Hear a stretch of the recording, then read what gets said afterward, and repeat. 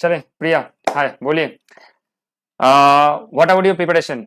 अभी तो 23rd है ऑलमोस्ट, तो अभी और बचा है मेरे हाथ में 3 तारीख एग्जाम है, तो 7 और 2 दिन 9 दिन। तो व्हाट अबाउट योर प्रिपरेशन? क्या प्लान कर रहे हो आप? हो गया कंप्लीट क्या पूरा? नहीं नहीं, अरे you are doing the syllabus. You can switch on your camera please. तो क्योंकि मैं थोड़ा रिकॉर्ड भी कर रहा हूँ, ओके। तो you are like going to sit for the exam, और डेफिनेटली आपको तो पता होगा कि कहाँ तक आप एक्चुअली कंप्लीट कर चुके हो। तो क्या हुआ मुझे थोड़ा बता दीजिए थोड़ा। कोई बात नहीं, मतलब कितना आप कर चुके हो ऑलमोस्ट अकाउंट्स में? ठीक है। ओके।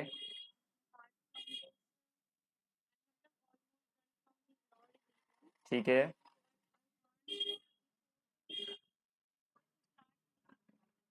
हम्म। अच्छा, एक बार और लॉ कंप्लीट करना, मतलब लॉ कितना बार, मतलब आप नॉर्मली पढ़ चुके हो तो एक बार रिवीजन हो चुका है क्या ऑलरेडी? तो मतलब फर्स्ट रिवीजन हो चुका है। हाँ।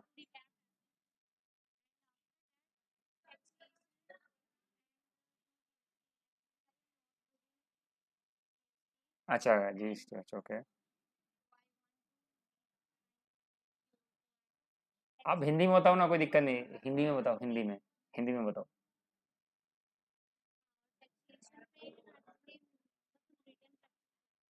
अच्छा ठीक है, तो आप ग्रुप वन के लिए बैठ रहे हो, correct? For group one only. Okay. तो टेल मी वन थिंग कि आपका, आई होप सो कि आपका पूरा सिलेबस कंप्लीट हो चुका है, करेक्ट? अकाउंट्स, लॉ एंड आपका डीटी एंड आईडीटी, करेक्ट? ये पूरा कंप्लीट हो चुका है। Now you already give the like, क्या बोलते हैं उसको, revision of the law. Law का एक बार रिवीजन हो चुका है क्या? अकाउंट्स का भी आपका एक बार रिवीजन हो चुका है? Okay okay, great great, good. Taxation का एक बार रिवीजन हो चुका है क्या? ओके, टैक्सेशन का भी रिवीजन हो चुका है। तो आई होप सो के this very good, okay. If I am saying it के from the perspective the revision purpose, तो मेरे को आप एक चीज बताओ, कॉन्फिडेंट आपको क्या लग रहा है पूरा अच्छे से? क्या मैं कॉन्फिडेंट हूँ भैया? अच्छा, कॉन्फिडेंट नहीं आ रहा है, मतलब रिवीजन कर चुके फिर भी कॉन्फिडेंट नहीं आ रहा है, ग्रेट गुड, कोई बात नहीं। कोई बात नहीं, कोई बात नहीं, चलो कोई बात नहीं। कॉन्फिडेंट तो डेफिनेटली थोड़ा डाउन रहता है जब when the exam is near by, तो क्योंकि एग्जाम के पहले पहले 1 महीना 1.5 महीना पहले आपका कॉन्फिडेंट रहता है, लेकिन उसके बाद जैसे डाउन द लाइन होते हैं तो कॉन्फिडेंस थोड़ा कम हो जाते हैं, because of like you get nervous, okay. Nervousness के कारण कॉन्फिडेंस थोड़ा डाउन होते हैं, ये नॉर्मल सा बात है। Now come to the most important part, चलो देखो। अभी आपके पास जितना भी टाइम बचा हुआ है, ठीक है, so you already completed first time of revision, so it's a very good part, okay, कि आप रिवीजन कर चुके हो other than the normal reading. अब आपको बाकी जो 9 दिन है, 9 दिन में सबसे पहले आपको एक चीज समझना है कि 9 days you have. I am not going to 9 days, sorry. अगर मैं आज 23rd हो गया तो अभी जो 2 घंटा बचेगा इसके बाद, तो 24 25 6 7 8 9 30, करेक्ट, 7 दिन। एक एक चलो 2 तारीख को आप रिवीजन करोगे, ठीक है, तो मोटा मोटा आपका 8 डेज बचा हुआ है अभी। If I am taking also the 2 hours of today, तो अगर 8 घंटा का, सॉरी 8 दिन अगर आपके पास है, करेक्ट। सो दिस 8 डेज आपको प्लान इस तरीके से अभी करना है कि भैया मुझे एक बार हो सके तो, और टैक्स में, क्योंकि आई थिंक आप बोले थे कि टैक्स में थोड़ा जीएसटी में भैया प्रॉब्लम है, तो टैक्स हो गया और आपका अकाउंट्स में थोड़ा और बहुत रिवीजन हो जाएगा तो बढ़िया होगा विद द लॉ इटसेल्फ। तो what I am going to suggest, देखो अभी 8 दिन अगर है आपके पास, मोटा मोटा हम पकड़ के चल रहे हैं कि आपका 12 से 14 घंटा, correct. If I am taking a 14 hours, so it almost like 112 hours, 112 घंटा। तो मैं उसमें 12 घंटा और कम करके 100 घंटा ही पकड़ के चलता हूँ। तो if you are going to devote 33 hours each and every subject, then definitely are going to complete. So accounts में 30, लॉ में 30 और उसमें 20-20, ठीक है। देखो, सबसे पहले आप एक काम कर सकते हो कि आपका अगर अभी पूरा रिवीजन हो चुका है, आई डोंट नो राइट, अभी आपका क्या चल रहा है, मतलब ये कॉल से पहले आपका क्या चल रहा था अभी? मुझे बताओ क्या पढ़ रहे थे आप? करेक्ट, क्वेश्चन प्रैक्टिस कर रहे थे। तो आप एक काम करो, आप डीटी का ना, देखो डीटी में आपको कॉन्फिडेंट लाना है, क्योंकि डीटी जो ऐसा सब्जेक्ट है जहां पे आपका क्वेश्चन थोड़ा लेंदी होता है, लेकिन DT is much easier than the GST, क्योंकि जीएसटी इज अ, हाँ GST is a single part. देखिए, कोई सब्जेक्ट कॉम्प्लेक्स या कोई सब्जेक्ट इजी नहीं होता है, वो सब्जेक्ट का तरीका होता है आपको समझने, क्योंकि आप जितना लेवल आगे जाओगे definitely you have to understand the complex scenarios, then you can become a CA, correct. तो सबसे पहले जो इंपॉर्टेंट बात है वो आप पहले अभी अच्छे से ना 2 दिन ले, अभी 24 25 लो। यू स्टार्ट प्रैक्टिसिंग डीटी का, देखो सैलरी का क्वेश्चन नहीं आया हुआ है, ठीक है, दो मतलब दो टर्म से सैलरी का क्वेश्चन नहीं आया, तो you start practicing salary, you start practicing PGBP, capital gain, clubbing, set off, TDS, advance tax. आप थोड़ा प्रैक्टिस करते हो, आप बोलोगे भैया इतना टाइम तो नहीं है, आई अंडरस्टैंड, बट अब 2-2 घंटा 3-3 घंटा करके छोटा छोटा टाइम लिमिट में आप 10 चैप्टर को प्रैक्टिस करो, या तो 5 चैप्टर 6 चैप्टर को प्रैक्टिस करो। देखो टीडीएस एडवांस टैक्स को प्रैक्टिस करने में आपको ज्यादा टाइम, क्योंकि वहां पे सब बड़ा क्वेश्चन नहीं आने वाला है, मैक्स टू मैक्स आपको वहां से 4 से 5 मार्क्स आने वाले, तो आपको वहां पे टाइम 2 घंटा 1.5 घंटा मैक्सिमम आपको प्रैक्टिस में देना है, क्योंकि you are already being done with the revision, correct. तो आप स्मॉल टाइम में प्रैक्टिस करना सोचो। आप सबसे पहले वो सारे टॉपिक को लो जो आपका वेटेज ज्यादा रहेगा, जैसे salary, PGBP, CG, other sources, clubbing and setup, ये 6 चैप्टर पहले लो for the purpose of practice, क्योंकि एचपी पता है तो एचपी एक बार देख लो, 1-2 सम्स करना है कर लो एरिया वाइज का, ठीक है, तो हो जाएगा। अदर देन दैट पार्ट, जो नॉर्मल और छोटा छोटा जो थ्योरीज वाला पार्ट है ना, जैसे रिटर्न फाइलिंग हो गया, जैसे आपका कंप्यूटेशन हो गया, कंप्यूटेशन में आपको थोड़ा ध्यान देना है।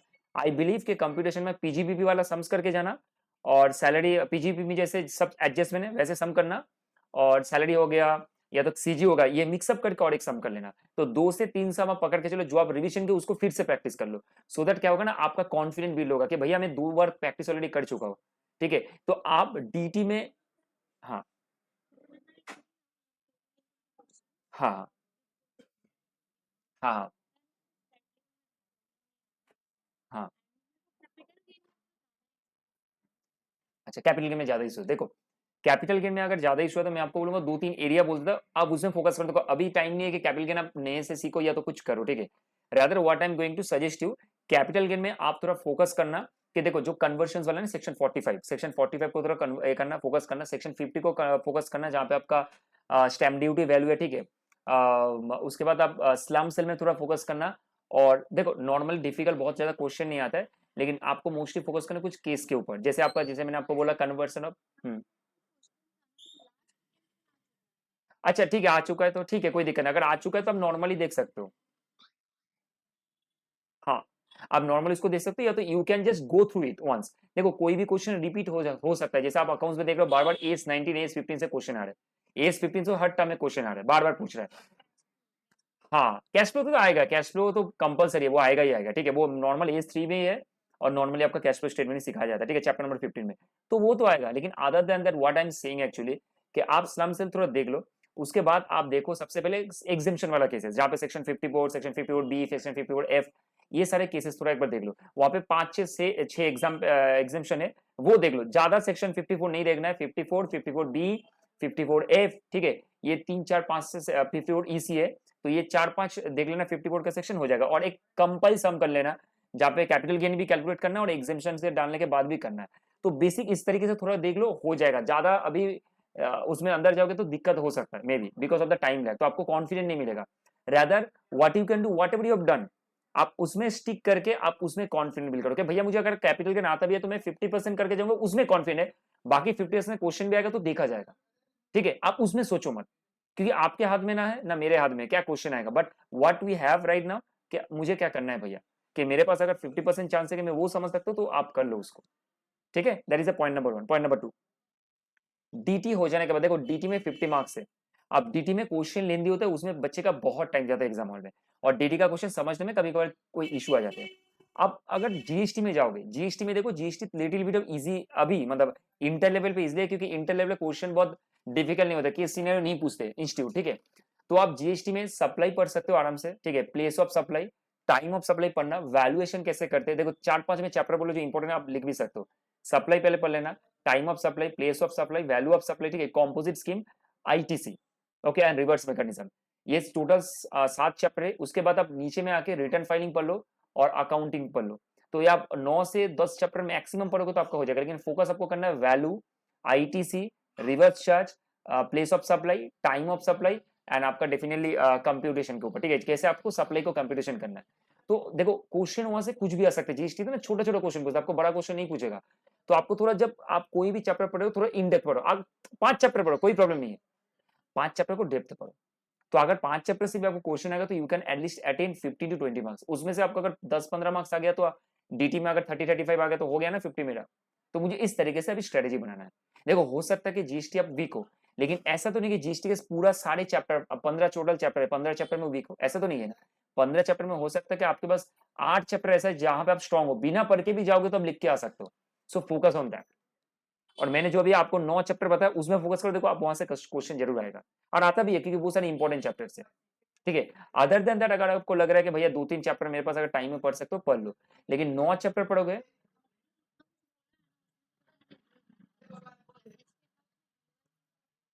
हाँ ठीक है, कोई दिक्कत है तो बहुत अच्छा है। मैं टीडीएस टीसीएस स्किप किया बिकॉज प्रोविजन थोड़ा ज्यादा है, इसलिए मैंने स्किप किया, ताकि आपको अभी जो टाइम है टाइम लिमिट के हिसाब से अगर पढ़ना है तो आई थिंक सो ठीक है। आप अगर पढ़ चुके तो इट्स वेरी गुड फाइन। आप रिटर्न थोड़ा पढ़ के जाने क्योंकि रिटर्न से क्वेश्चन आता है। ठीक है, तो आप इसको ही थोड़ा पढ़ो और प्रैक्टिस पे फोकस करो। इंस्टीट्यूट का मैट एक भी मतलब जितना भी है सब देख के जाना इंस्टीट्यूट का मैट। ठीक है, और जितना प्रैक्टिस करो उसमें आपको अभी कुछ नया चैप्टर नहीं करना है जीएसटी में। अगर आप आउट ऑफ 15 अगर 12 चैप्टर भी करके जा रहे हो तो 12 चैप्टर ही स्टिक रखो, 3 चैप्टर छोड़ दो। सोचो कि आपके सिलेबस का पार्ट ही नहीं है, इसको ऐसे आप सोचो।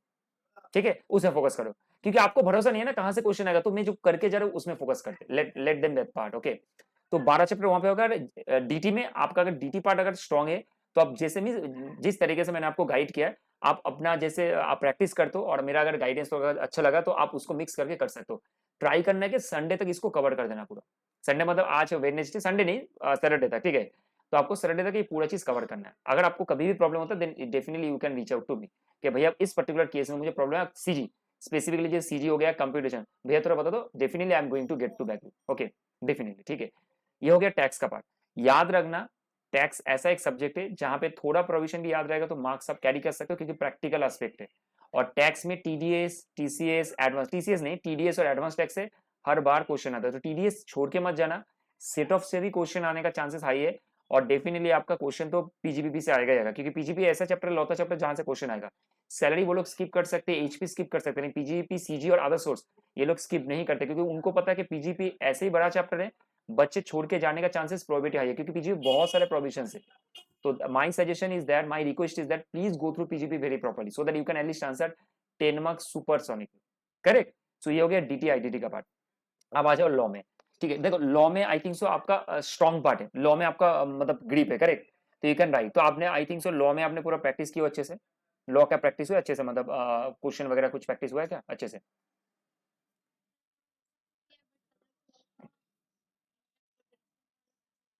अच्छा अच्छा अच्छा, ओके ओके।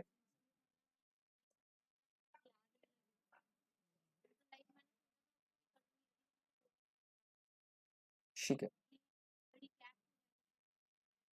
नहीं मैं एक बार आपको गाइड कर, देखो इंटरप्रिटेशन में 7 से 8 मार्क होते हैं। Correct, if you are not remembering, आप अगर पढ़ चुके हो, आपको लग रहा है कि भैया मैं इंटरप्रिटेशन में लिख के आ सकता हूँ, अगर मैं 1 से 2 बार और मैक्सिमम एक बार रीडिंग कर लूंगा, और एग्जाम के पहले जो 1.5 दिन का रिविजन टाइम है वहां पे पढ़ लूंगा तो मेरा हो जाएगा, then you definitely read interpretation. But आपको अगर लग रहा है कि भैया मुझे इंटरप्रिटेशन समझने में बहुत इशू है अभी, ठीक है, तो आप उसको देखो, ऐसा हो सकता है, मैं कभी ये सजेस्ट नहीं करता कि एग्जाम के पहले आप कोई रिवीजन वीडियो वगैरह देख लो। अगर आपको लग रहा है कि इंटरप्रिटेशन में आपको कुछ रिवीजन वीडियो देखना तो यू कैन सी ऑल्सो, 1.5-2 घंटे में आपका मैक्सिमम टाइम जगह हो जाएगा। लेकिन ये definitely you need to fix that कि आपको अगर इंटरप्रिटेशन करने में इंटरेस्टेड है, आप लगता है कि आपको 92 मार्क्स में फोकस करना है या तो 100 मार्क्स से पूरा फोकस करना है, तो आप इंटरप्रिटेशन एक बार रिविजन देख के भी आराम से कर सकते हो। नहीं तो आपको अगर लग रहा है कि भैया इंटरप्रिटेशन करने के चक्कर में अगर मेरा 2 घंटा वहां पे गया, फिर खुद से पढ़ेंगे वहां पे 4-5 घंटा जाएगा। डिफिकल्ट, देखो डिफिकल्ट नहीं है, मैं I am telling you difficult कुछ नहीं है। क्या है ना, उसमें जो लैंग्वेज है ना वो याद रखना थोड़ा डिफिकल्ट हो जाता है माइंड के लिए, बट ऐसा डिफिकल्ट नहीं। मतलब आप देखो ना, अगर आप एजुस्टम जेनेरिक्स पूछेंगे तो डेफिनेटली वो मीनिंग आपको पता है। करेक्ट, लेकिन आपको ना मतलब क्या है ना, हम लोग प्रैक्टिस नहीं करते, तो that is why we get forget.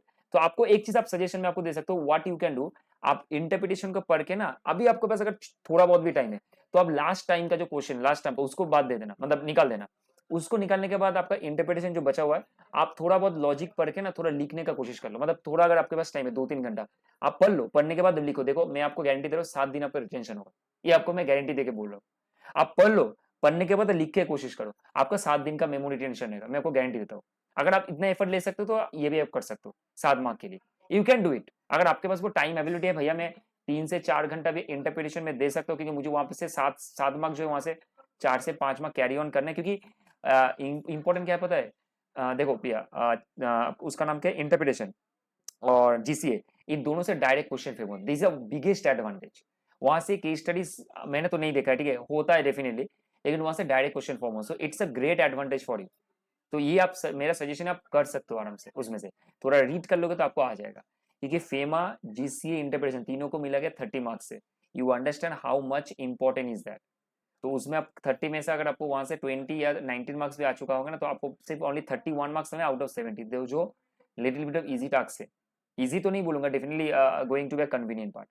आप वो कंप्लीट हो जाने के बाद आप सबसे पहले आ जाओ यहाँ पे एलएलपी। एलएलपी पहले पढ़ के डन करो। एलएलपी बहुत इजी है। एलएलपी से मोटा मोटा 12 मार्क का क्वेश्चन आ ही जाता है, 10 से 12 मार्क का आ जाता है मोटा मोटा, ठीक है, हाँ 8-9 का भी होता है, आ जाता है, क्योंकि एलएलपी बहुत इंपॉर्टेंट चैप्टर, आप उसको स्किप कभी मत करना, और सबसे ईजी वाला पार्ट भी एलएलपी, समझना भी ईजी है, जो समझाता है वो भी ईजी है। अब बचा मेरा क्या, टोटल 11 चैप्टर्स, ठीक है, first 10 chapter and then the chapter number आपका 22 वो है फॉरेन कंपनी का। तो ये जो टोटल आपका 11 चैप्टर है कंपनी एग्जाम में, उसमें से मैं आपको बोल रहा हूँ कुछ चैप्टर्स जो आपको थोड़ा ज्यादा फोकस और करना है with respect to the due time.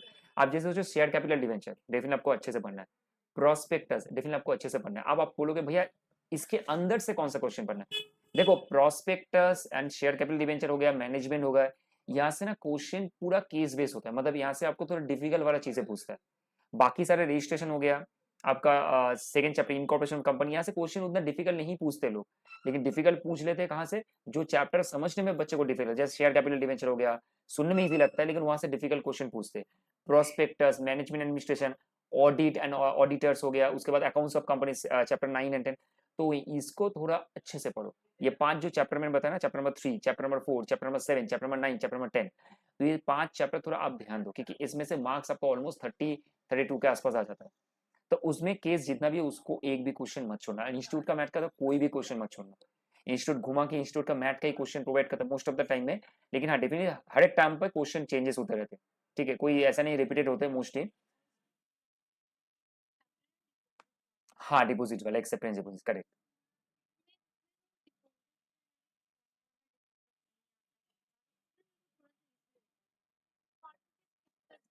देखो क्योंकि एक्सेप्टेंस डिपोजिट में वहां से ही क्वेश्चन आता है, एक्सेप्टेंस डिपोजिट वहां से ही क्वेश्चन आता है।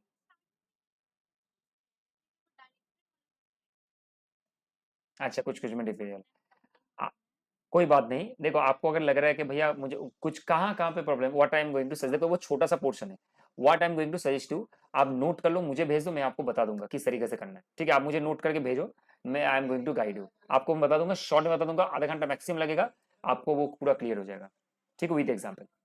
ठीक है, आप मुझे भेज दो, मैं आपको बता दूंगा, कोई दिक्कत नहीं, आपको कहाँ पे वो डिपोजिट्स वाला पोर्शन में डायरेक्टर है और कौन से पॉइंट्स में आपको दिक्कत है वो नोट करके मुझे अगर भेज दो आप, मैं आपको वो करवा दूंगा, कोई इश्यूज नहीं, ठीक है, क्योंकि लॉ में मार्क्स कैरी होने का चांस बहुत हाई होते हैं, तो लॉ में थोड़ा ध्यान दे देना, ठीक है। अब आ जाओ अकाउंट्स में। अब अकाउंट्स में देखो, अकाउंट्स तो मेरा जोन पार्ट है, ठीक है, अकाउंट्स और लॉ। तो अगर अकाउंट्स का मैं बात करूं तो आई थिंक सो आपने देखे होंगे कि मैंने अकाउंट्स का लाइव सेशन दिया था, आपने देखे होंगे क्या, अकाउंट्स का लाइव सेशन मेरा था यूट्यूब में, आई डोंट थिंक सो आपने देखे होंगे।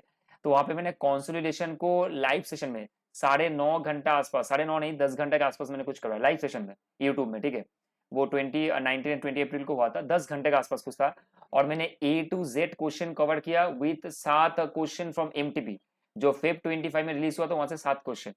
तो आप आराम से वहां से देख सकते हो, मेरा लाइव सेशन देखना, यूट्यूब चैनल में जाना मेरा, वहां पे लाइव सेशन में दिया हुआ है, ठीक है, जो फर्स्ट वाला है वीडियो पार्ट 1 देखना, लिखा है कॉन्सुलेशन एज 23-27।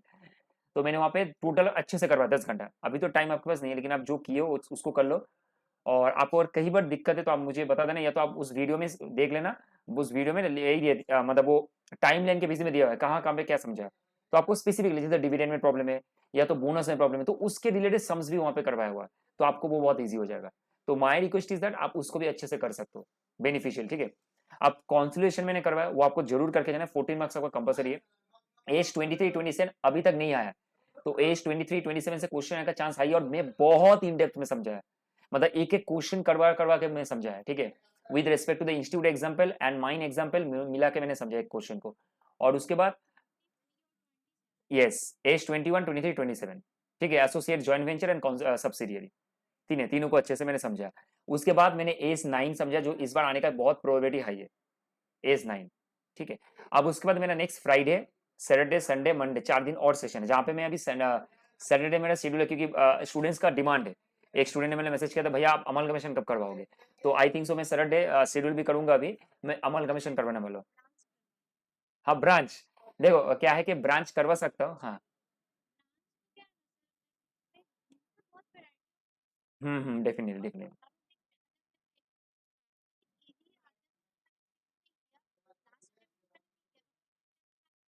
अच्छा अच्छा।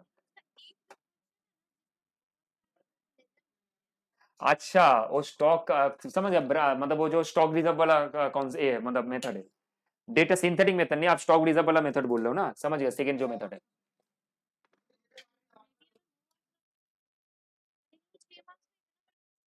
नहीं नहीं नहीं, उतना बड़ा क्वेश्चन नहीं देगा, उसमें उतना बड़ा क्वेश्चन नहीं देता। देखो अब क्या इंपॉर्टेंट, एक सेकंड रुकना, हाँ एक सेकंड। अच्छा वो ब्रांच काउंटिंग का डिमांड है क्या, वो करोगे क्या आप? ठीक है, I am going to take it up. ठीक है, ब्रांच अकाउंटिंग को मैं लेता हूँ, सीरियसली लेता हूँ, ब्रांच अकाउंटिंग को मैं देखता हूँ। हाँ हाँ हाँ हाँ हाँ। क्या हुआ था देखो, नहीं क्योंकि ब्रांच में बहुत वैरायटी है, आपको इंडिपेंडेंट ब्रांच भी है, फॉरेन ब्रांच भी है, सिंथेटिक मेथड भी है, स्टॉक रिजर्व मेथड भी है, होलसेल ब्रांच में इतना सारा वैरायटी है, क्वेश्चन कहीं से भी आ सकता है। और होलसेल ब्रांच में 2 से 3 टाइप का है, स्टॉक डेटा मेथड में भी अलग अलग में है, स्टॉक रिजर्व मेथड भी अलग अलग है, मतलब क्वेश्चन बहुत वैरायटी है, ठीक है। तो देखो आपको सबसे पहले फोकस कौन सा चैप्टर में कर रहा है, और मैं नोट कर ले रहा हूँ, ठीक है। अभी मैं नोट कर रहा हूँ यहाँ पे, आपको ब्रांच का डिमांड है ना, तो मैं I am going to schedule branch वाला, ठीक है। देखो आपको सबसे पहले कॉन्सोलिडेशन अच्छे से करना है, जहां पे 14 मार्क्स कंपलसरी है। अमल कमीशन बहुत अच्छे से करना है, ये दोनों कर लोगे तो 28 मार्क्स कवर हो जाएगा। उसके बाद आपको थर्ड जो इंपॉर्टेंट है वो cash flow statement, cash flow statement छोड़ना नहीं, मैं बड़ा चैप्टर बोलो एस नहीं बोल रहा अभी। तो आपको कैश फ्लो स्टेटमेंट जरूर करके जाना है, कैश फ्लो से क्वेश्चन आने का चांस है। अगर आपका 7 मार्क का क्वेश्चन नहीं भी आएगा तो 5 मार्क का है, तो एमसीक्यू तो एटलीस्ट 2-3 क्वेश्चन आ ही जाएगा एमसीक्यू में, ठीक है। तो आपको कैश फ्लो स्टेटमेंट करके जाना है, बाई बैक आने का चांस है भी या अभी नहीं भी आ सकता है, लेकिन हो सकता है कि आ जाए क्वेश्चन 5 मार्क्स या 4 मार्क्स का, लास्ट टाइम 4 मार्क्स का देते, इस बार हो सकता है आए या तो 7 मार्क्स का आ गया या तो 4 मार्क्स का आ गया, ठीक है। अब उसके बाद रिकंस्ट्रक्शन का क्वेश्चन में आएगा ही आएगा, रिकंस्ट्रक्शन देगा, हो सकता है रिकंस्ट्रक्शन इस बार बड़ा नहीं दे, 14 मार्क्स का ना दे, हो सकता है आपको 7 मार्क्स का दे, लेकिन रिकंस्ट्रक्शन आएगा। तो consolidation, amalgamation, cash flow and reconstruction, ये चारों तो आपको कंपलसरी करके जाना है। और ब्रांच, क्योंकि ब्रांच में बहुत वैरायटी है, I am going to try to bring the branch का लाइव सेशन। तो ब्रांच जो है, ब्रांच करके जाना, क्योंकि 7 मार्क्स कंपलसरी है। ब्रांच में 6 नंबर, देखो क्वेश्चन नंबर 6 का जो सी नंबर क्वेश्चन है तो वहां पे ब्रांच ही रहता है, मैंने बार बार देखा है लास्ट 3 टर्म से। क्वेश्चन 6 जो लास्ट क्वेश्चन हो तो उसमें ब्रांच रहेगा ही रहेगा, तो ब्रांच कंपलसरी है।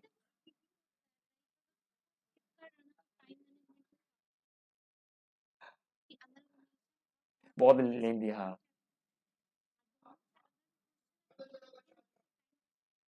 देखो क्या है ना, मैं गाइड भी करूंगा कहाँ पे आपको टाइम मैनेज करना है, मैं वो गाइड कर देता हूँ, ठीक है।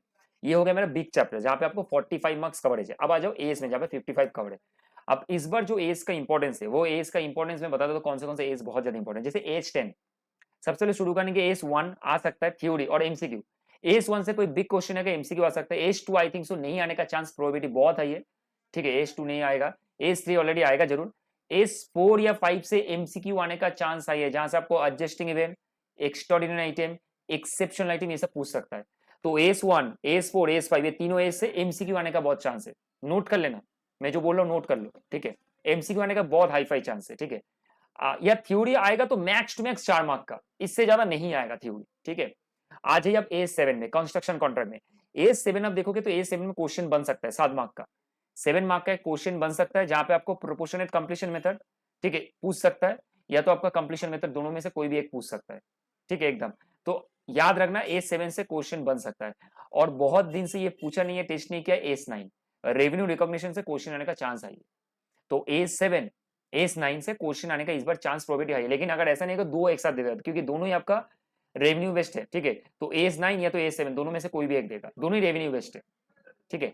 आप आ जाओ आपका एस 10 में। एस 10 प्रॉपर्टी प्लानिंग में, जहां से इस बार क्वेश्चन आने का चांस आई है, आइदर कॉस्ट या तो रिवेल्यूशन मॉडल से क्वेश्चन आने का चांस बहुत हाई है, या तो डी रिकॉग्निशन, तो क्वेश्चन आने का चांस यहाँ पे बहुत हाई है। तो एस 10 पढ़ के जाना अच्छे से, बहुत अच्छे से, ठीक है। अब उसके बाद एस 12 नहीं आया है, एस 12 2 टर्म से नहीं आया है, तो एस 12 आ सकता है इस बार, ठीक है। एज, हाँ वो तो मैं बिग क्वेश्चन का बात कर रहा हूँ, एमसीक्यू में कहीं से भी क्वेश्चन पूछ सकता है, वो तो 1-2 मार्क का होता है मैक्सिमम। मेरे को टेंशन है वो 7 मार्क का, 6 मार्क का, 4 मार्क का, जहां पे मैं स्कोरिंग होगा मेरा। MCQ is very important definitely, question तो वहां से आता ही है, लेकिन मुझे सोचना है कि अभी स्कोर कहां से करना है मुझे। क्योंकि देखो एमसीक्यू में अगर 30 है, 30 में अगर मोटा मोटा आप 10-15 भी करेक्ट कर लेते तो मेरे को 15 मार्क्स आ गया। बाकी का जो मेरा 70 है उसमें से स्कोर करना बहुत जरूरी है, वहां से 40-45 तो एटलीस्ट करना है, तभी जाके एग्जामिशन में रहेगा। करेक्ट। अगर एमसीक्यू में अगर अच्छा भी कर ले तो 70 में अच्छा नहीं करता तो कोई फायदा नहीं होगा। मेरे को वो 70 स्कोर में भी ज्यादा अच्छा करना है। Definitely MCQ is very important, आपको स्कोर करना ही है। अब नेक्स्ट इंपॉर्टेंट जो टॉपिक और मुद्दा है वो है आपका एज 12 हो गया, एज 13। एज 13 से क्वेश्चन आ सकता है। एज 14 हो गया, एज 15 आई थिंक सो इस बार स्किप करके भी कर सकते हो। एज 15 से क्वेश्चन आने का चांस होगा तो एमसीक्यू। एज 15 बार बार पूछ रहा है तो आई थिंक सो आ भी सकता है, नहीं आ सकता है। मैं तो बोलता हूँ भाई अगर आपको टाइम, क्योंकि एज 15 ऐसे बहुत बड़ा है, तो अगर आपको लग रहा है कि एज 15 स्किप कर सकते भैया, अभी समझ में नहीं आ रहा है define contribution plan, define benefit plan, तो भाई आप स्किप कर सकते हो।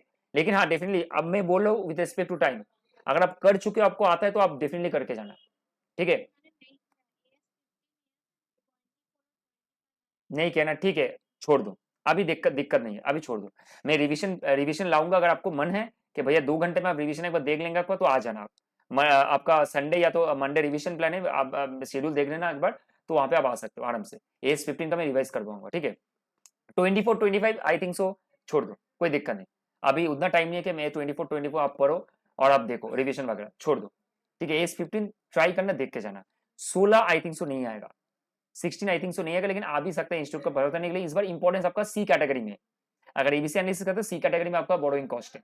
ठीक है, 17 आपका कैटेगरी नंबर इस बार बी में आएगा।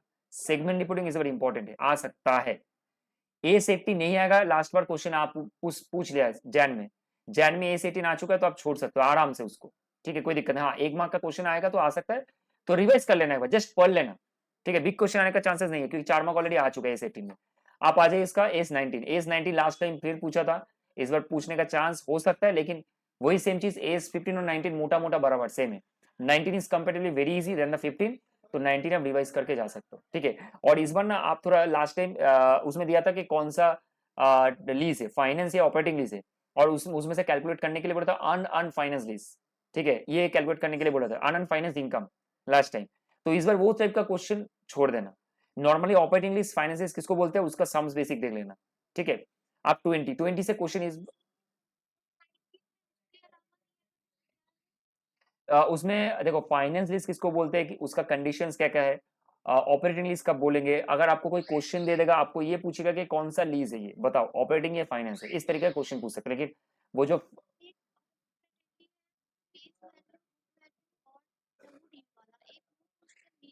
हाँ हाँ हाँ हाँ, यस यस डेफिनेटली आ सकता है, आ सकता है, करेक्ट करेक्ट। और एक्चुअली वो आ भी चुका है, मतलब लास्ट टाइम में वो आ भी चुका था वो आप जो बोल रहे हो ना, आप जो बोल रहे हो ना, वो है अनफाइनेंस इनकम। करेक्ट, अनफाइनेंसिंग आप जो बोल रहे हो, तो वो आ सकता है। देखो लास्ट टाइम आ चुका, तो आज आ सकता है। मैंने क्या बोला, इंस्टीट्यूट का भरोसा नहीं, लेकिन मोटा मोटा जो टेंस है ना, प्रोबेबिलिटी जो है, तो इस बार चांस आपका है कि आ सकता है। ठीक है, अब उसके बाद आ जाओ एज 20 में। एज 20 आने का चांस आई है, और एज 20 में अगर क्वेश्चन पूछेगा तो आपको जरूर एंड जरूर डायल्यूटेड वाला तो पूछेगा ही पूछेगा। बेसिक के बेस तो पूछते हैं, डायल्यूटेड जरूर पूछेगा। तो एज 20 इस बार चांस है।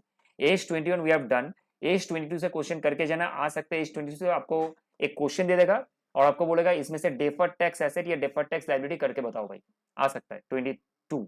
ठीक है, 23-27 मैंने बता दिया आ सकता है, इंपॉर्टेंट है।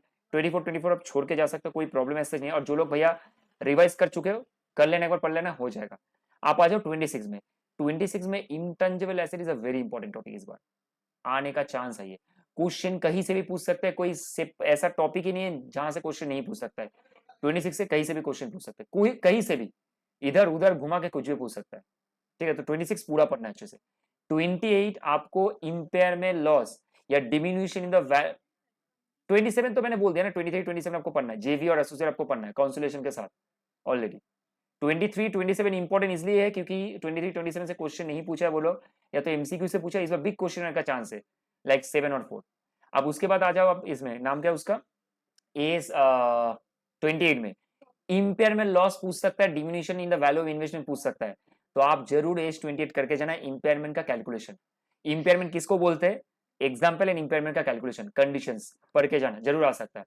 29 यू कैन स्किप, 29 का क्वेश्चन लास्ट टाइम आ चुका था, you can skip. 29, 24, 25 okay, AS 18। ठीक है, एज 15 ये सब इस बार उतना भी ज्यादा इंपॉर्टेंट नहीं है, क्योंकि ये लोग ऑलरेडी लास्ट 3 या 2 टर्म से ये सब पूछते आ रहे हैं। ठीक है, 29, 18 लास्ट टाइम आ चुका, तो इस बार आने का चांसेस प्रोबेबिलिटी बहुत कम है सी कैटेगरीज में। तो आप ये चारों का लोड ले सकते हो, आई एम नॉट सेइंग कि आप छोड़ के जाओ, लोड ले सकते हो कि आप भैया थोड़ा इसको हल्के के पढ़ के, क्योंकि बाकी का जो एज मैंने बताया ना, जैसे एज 10 इस बार बहुत ज्यादा इंपॉर्टेंट है। मैंने तो 11 स्किप किया क्योंकि 11 आप पढ़ोगे तो उसमें से आपको ब्रांच भी हो जाएगा। एज 11 पढ़ते हो ना तो वो से आपका फॉरेन ब्रांच भी हो जाएगा एक साथ में, integral non integral foreign operation दोनों एक साथ में कवर हो जाएगा। तो एस 11 के साथ बहुत जन का लिंक है, एस 16 का भी लिंक है, एस 26 का भी लिंक है, और आपका ब्रांच अकाउंट का भी लिंक है। ठीक है, अब इतना सारा चीज मैंने बोल दिया ना आपको। आप इसमें से आपको चीज एक ध्यान में रखना है। देखो मैंने आपको बताया था इंटरनल रिकंस्ट्रक्शन इंपॉर्टेंट है, लेकिन आप एक बार थोड़ा ट्रेंड में ना देखना, एक वीडियो में ना देखना। ठीक है, उस वीडियो में मैंने ये साफ साफ बोला है कि भाई इस बार फाइनेंशियल स्टेटमेंट आने का भी चांस हो सकता है, फाइनेंशियल स्टेटमेंट आने का भी चांस, हाँ मैंने बोला था। तो वो वीडियो में मैंने जरूर डिस्क्राइब कर दिया था कि इस बार जो स्ट्रेटेजी था ना, जहाँ पे मैंने क्वेश्चन का एनालिसिस किया था, वहां पे मैंने बोला था कि फाइनेंशियल, क्योंकि ट्रेंड देखना, एक बार आईसी आता है, एक बार सॉरी आईआर आता है, इंटरनेशनल एक बार एफएस आता है, एक बार आईआर आता है, एक बार एफएस आता है। तो इस तरीके से रोल आउट है इंस्टीट्यूट का, तो आपको वही रोल आउट को फॉलो थोड़ा करना है। तो देखना हो सकता है कि इस बार एफएस आ जाए, लेकिन दोनों करके जाना, इंपॉर्टेंट एफएस को देखे जाना जरूर। ठीक है, तो this is what about the accounts वाला पार्ट। अकाउंट्स में आपको कहीं पर भी, जैसे आपने मुझे पिंग कर, तो मैं आपको बता देता हूँ। तो आपको कभी भी कुछ भी अकाउंट्स में डाउट है, definitely I am the first point of contact you. आप मेरे को तुरंत कॉन्टेक्ट करना, I am going to solve it. अगर नहीं भी होगा तो definitely I am going to solve it within half an hour 1 hour, definitely. ठीक है। हम्म। हाँ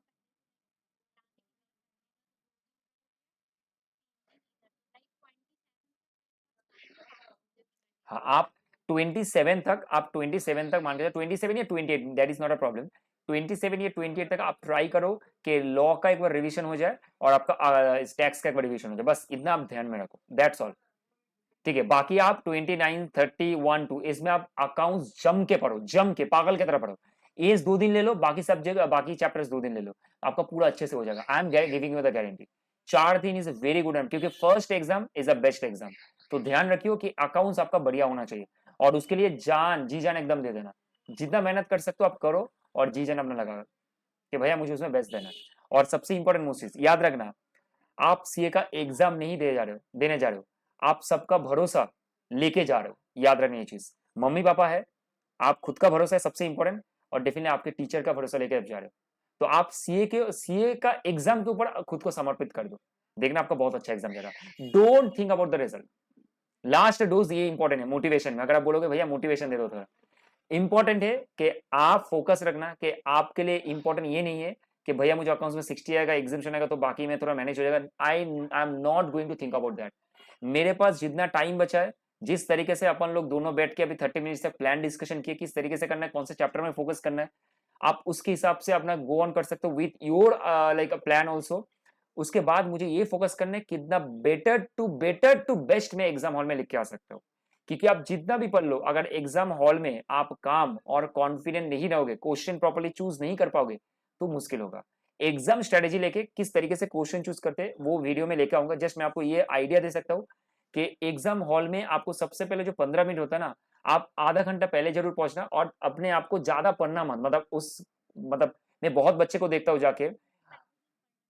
हाँ, बहुत बच्चों को मैंने देखते हैं ना, मैं खुद भी करता था, ऐसा नहीं मैं कि साधु आदमी हूँ भाई, मैं खुद भी एग्जाम हॉल के मतलब बस से जाता था पढ़ता था, ऐसा हुआ है। और ऐसा भी हुआ कि बस में जो क्वेश्चन पढ़ा वही 8 नंबर क्वेश्चन छोड़ गया। मैं मेरा सजेशन रहेगा कि आप आधा घंटा पहले पढ़ना पूरा छोड़ दो, आप जो भी पढ़ो, क्योंकि आधा घंटा ना माइंड को भी रिवाइव, आप ट्राई टू अंडरस्टैंड, माइंड को रिवाइव करने का भी टाइम चाहिए भाई। आप जो पढ़े उसको निकालना भी होगा ना, तो उसको तो हजम, देखो जैसे हम लोग खाना खाते हैं, अगर स्टोमक को हजम करने का भी टाइम नहीं देंगे तो वो कैसे मतलब क्लियर करेगा पेट को। तो सिंपल सा बात, अब माइंड को थोड़ा फ्री करो, तो 1 घंटा से 2 घंटा पहले आप पढ़ना छोड़ दो, माइंड को रिवाइव करने दो, जो आप पढ़े उसको रिकॉल करने दो, तभी जाके आप उसको निकाल पाओगे एग्जाम हॉल में जाके। So my suggestion request is that 2 घंटा या 1 घंटा पहले पूरा पढ़ना छोड़ दो, अपने आप को रिलैक्स मोड में लेके जाओ कि भैया भगवान है, मम्मी पापा का आशीर्वाद है, टीचर का ब्लेसिंग है, मैं अच्छे से कर पाऊंगा, मैं अच्छे से लिख पाऊंगा, चाहे जो भी कुछ क्वेश्चन आ जाए देखा जाएगा। ऐसा नहीं कि नर्वस हो गए कहां से क्वेश्चन आएगा भैया, कहां से क्या आएगा, नहीं, जो भी क्वेश्चन आएगा देखा जाएगा। अरे भगवान है तो भाई आपको जरूर हेल्प करेगा, अगर आपका ऑनेस्ट मेहनत है तो लास्ट 3-4 महीने में ऑनेस्ट है तो जरूर आपको वो हेल्प करेगा, अगर ऑनेस्ट मेहनत नहीं था तो नहीं हेल्प होगा, सिंपल सा बात। तो आप उसमें फोकस करो। And I am telling you one thing, over think मत करना कि आप जो नहीं किए हो उससे क्वेश्चन आएगा तो मेरा क्या हो जाएगा, भैया छोड़ दो। आपको थोड़ी पता है कि आप जो सोच रहे हो उससे क्वेश्चन नहीं आएगा, ऐसा भी हो सकता है। तो आप फालतू का वो सोच के क्या करोगे, रेदर यू थिंक कि भैया मैं जितना किया हूं वो मेरा अगर अस्त्र है तो मैं उस अस्त्र को वो सीए के महाभारत में जाके लड़के आऊंगा। कॉन्फिडेंट अपने ऊपर रखना, जितना हो सकता है तो लिक्विड चीजें थोड़ा कंज्यूम करना ताकि बॉडी हाइड्रेट होते रहे। और टेंशन अभी ज्यादा मत लेना, एकदम टेंशन होगा, मैं टेंशन कम किसी का नहीं कर सकता, लेकिन what I am going to say 4 5 या 6 घंटा थोड़ा रेस्ट ले लेना, ठीक है, आराम से, क्योंकि माइंड को रिलैक्सेशन चाहिए। आप जितना ज्यादा पढ़ रहे हो, और आपका बाकी का टाइम थोड़ा कम कर दो, ताकि नींद थोड़ा एक बार 6 घंटा हो जाएगा तो अच्छा होगा। बाकी का टाइम इन द सेंस खाना का टाइम, पीने का टाइम, थोड़ा वॉशरूम में जाने का टाइम थोड़ा कम कर देना, उससे टाइम बचेगा तो आप नींद थोड़ा पूरा कर पाओगे, तो आपको कॉन्फिडेंस बिल्ड होगा। क्योंकि नींद ही अगर अच्छा होगा ना तो सब चीज अच्छा होता है। तो आप ट्राई करना 5 से 6 घंटा थोड़ा मैक्सिमम नींद लेने का, ताकि आपको वो कॉन्फिडेंस बिल्ड हो जाए कि भैया मैं पढ़ चुका, क्योंकि माइंड रिलैक्सेशन बहुत जरूरी है।